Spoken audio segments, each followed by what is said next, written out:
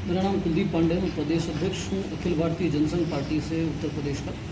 यह जनसंघ वही जनसंघ है जिसकी स्थापना श्यामा प्रसाद मुखर्जी, पंडित दीनदयाल उपाध्याय जी और प्रोफेसर बलराज मधोक जी द्वारा पूर्व में हुई थी। 1977 के विलय के बाद मधोक जी ने जनसंघ को जीवित और जागृत रखा और आज आगामी 2027 के होने वाले चुनाव को मद्देनज़र रखते हुए जनसंघ 111 सीटों पर चुनाव लड़ने की घोषणा करने के लिए आज यह प्रेस कॉन्फ्रेंस रखा गया है।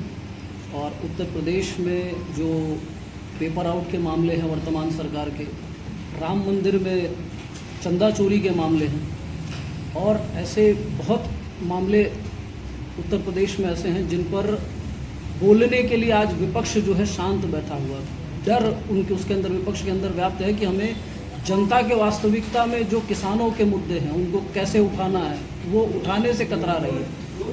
आज के समय उत्तर प्रदेश में विपक्ष मात्र जातिवाद फैलाने की नीतियों पर चल रहा है, विकास की नीतियों पर चर्चा नहीं कर रहा है। आने वाले भविष्य में इस देश, इस उत्तर प्रदेश का भविष्य कैसे बनेगा, उन विषयों पर विपक्ष चर्चा नहीं कर रहा है, न पक्ष चर्चा कर रहा है।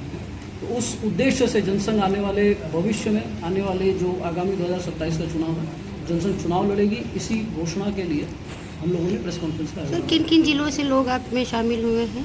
हम अभी पूर्वांचल में मेहनत कर रहे हैं जी। प्रयागराज, भदोही, जौनपुर और प्रतापगढ़, सुल्तानपुर, इन्हीं सभी क्षेत्रों से, कानपुर है, इन्हीं सभी क्षेत्रों से प्रत्याशी हमारे कार्य। तो 2027 के अगर चुनाव में कोई पार्टी आपसे गठबंधन करना चाहेगी तो क्या आप करेंगे?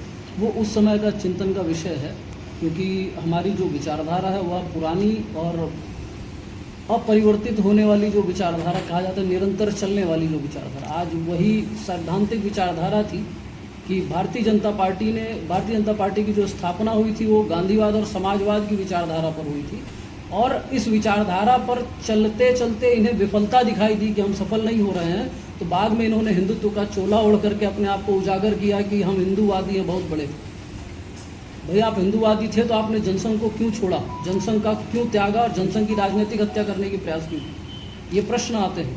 तो वही जनसंघ की जो मूल विचारधारा है, मूल रीति नीति सिद्धांत हैं, उन्हीं सिद्धांतों पर जनसंघ चलेगी और गठबंधन भी जो जनसंघ के सिद्धांतों पर रहेगा उन्हीं के साथ करेगी। सर, जैसे कि चंदा चोरी का मामला है और चंपत राय जी कहते हैं कि उसमें जो है बड़े बड़े लोगों का ही हाथ है और छोटे लोगों को सिर्फ खींचा जा रहा है, तो इससे कहाँ तक सहमत हैं आप? ये तो भारत की जो भी ये जो कानून चल रहा है, अंग्रेजी शासन वाला कानून, यह कानून स्पष्ट रूप से एक तरफ ताला लगाता है कि अपराधियों पर हम ताला लगा रहे हैं और दूसरी तरफ से यही कानून चाबी बना करके दे देता है कि ये ताला, यही चाबी है, इसको लगाइए और आप आज़ाद हो जाइए।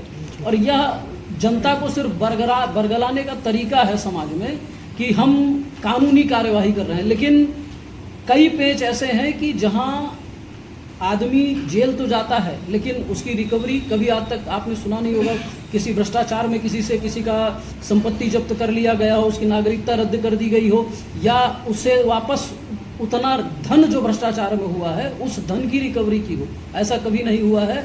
और यही है कि राम मंदिर मुद्दा मात्र ये 100, 200, 500, 800 करोड़ का मामला नहीं है। यह मामला जमीन खरीदने से लेकर के राम मंदिर की जो छोटे से कंकड़ पड़ा हुआ है, उस कंकड़ से भ्रष्टाचार शुरू हुआ है और राम मंदिर स्थापना होने के बाद, चंदा मिलने के बाद अब भी निरंतर भ्रष्टाचार चल रहा है। ऐसा नहीं है कि भ्रष्टाचार अभी राम मंदिर के मामले में जो धन का जो चोरी हो रहा है वो समाप्त हुआ, नहीं, अभी भी चल रहा है। और यह 2000 से 2500 करोड़ का मामला है, छोटा मोटा मामला नहीं।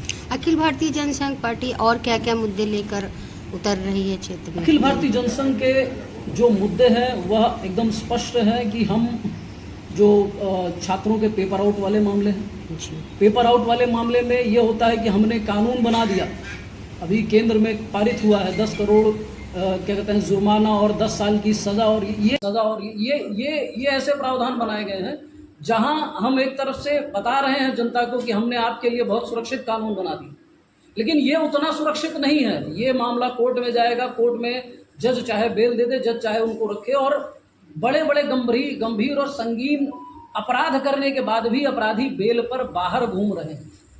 तो कैसे यह निर्धारित होगा कि जब तक सरकार यह निर्धारित न करे कि हम 1 वर्ष में हर केस की सुनवाई करके सज़ा दिलवाएंगे, हम संपत्ति जब्त करवाएंगे, जब तक व्यक्ति के ऊपर जब तक आक्षेप नहीं आएगा कि हमारा भविष्य बर्बाद हो सकता है, तो इस उन नियमों को सुरक्षित करने के लिए जनता ये जनसंघ चुनाव लड़ेगी। और जहाँ की पेपर आउट का मामला है, भ्रष्टाचार आज के समय में चरम पर है। जो वर्तमान सरकार ने भ्रष्टाचार मुक्त भारत का चिंतन करके आज के समय में सत्ता में आई और अखंड भ्रष्टाचार इन्होंने स्थापित कर दिया है। जो काम वास्तविकता में जनता कहती है कि जो काम पहले हम 10 रुपये में कराते थे, आज हम 10,000 में करवा रहे हैं। भ्रष्टाचार का आयाम यह बन चुका है। लोग भ्रष्टाचार के विषय में बात करने से डर रहे हैं। लोगों में इतना भय है, जितना पहले हिंदू डरा हुआ नहीं था, उससे ज़्यादा आज के समय में हिंदू डरा हुआ है। वर्तमान सरकार ने ये स्थिति देश की बना रखी। किसानों का भी वही हाल, किसान परेशान है, चाहे वो खाद को लेकर के हो, चाहे वो यूरिया की बात हो। यूरिया कही गई भारत में बनाई जाएगी, लेकिन आज के समय में आप यूरिया की बोरी पे चेक करिए, वो विदेश से इंपोर्ट हो रही है। तो जनता को जो भ्रम, ये जो जुमले सुनाए गए, जुमले बताए गए कि हम समृद्ध भारत ऐसे बनाने वाले हैं, तो सरकार पहले समृद्ध प्रदेश बनाने पर चिंतन करने क्यों नहीं करती? प्रदेश की स्थिति, युवा रोजगार के लिए परेशान है, उनको रोजगार की आवश्यकता है, रोजगार उनको नहीं मिल रहा। युवा ऐसी स्थिति हो गई कि युवा अब रोड पर उतर रहे हैं और खुलकर बोलना शुरू कर दिए। ये महिलाएं सीट कितनी है आपकी पार्टी में, महिलाओं को कुछ? महिला हमारी पार्टी में जो है व्यवस्थाएं जो है वो हम 3 भाग में हमने टिकट वितरण को रखा है, जिसमें हम 30% महिला, 30% युवा और 40% जो वृद्ध हैं या जिनके पास पहले से एक्सपीरियंस है राजनीति करने का, हम मौका देंगे। और जनसंघ का लक्ष्य है कि उस छोटे से घर से व्यक्ति निकले और वह चुनाव लड़े। जो कानून कहता है, जो संविधान कहता है कि 25 वर्ष का लड़का विधानसभा और लोकसभा का चुनाव लड़ सकता है, लेकिन विधानसभा लोकसभा चुनाव लड़ ही नहीं सकता, उसको व्यवस्था उस स्तर की चाहिए। तो जनसंघ वो देना चाहता है समाज को कि आम व्यक्ति जब तक सदन में नहीं पहुंचेगा, वो अपनी पीड़ा जब तक सदन में जाकर के नहीं बताएगा, तब तक ना सदन को कुछ पता चलेगा, ना सदन उन विषयों पर चिंतन करेगी, ना देश में या क्षेत्र में परिवर्तन आएगा। तो जनसंघ का लक्ष्य ये है कि छोटे से, अदने से, साधारण से व्यक्ति को से लेकर के ऊपर के वरिष्ठ और इंटेलेक्चुअल्स को सबको मौका दे करके एक समान पायदान पर बैठा करके पूरे क्षेत्र की जो परेशानियां हैं उनका निवारण करने का लक्ष्य लेकर के जनसंघ इन्हीं हिसाब से सीटों का वितरण करेंगे। Thank you.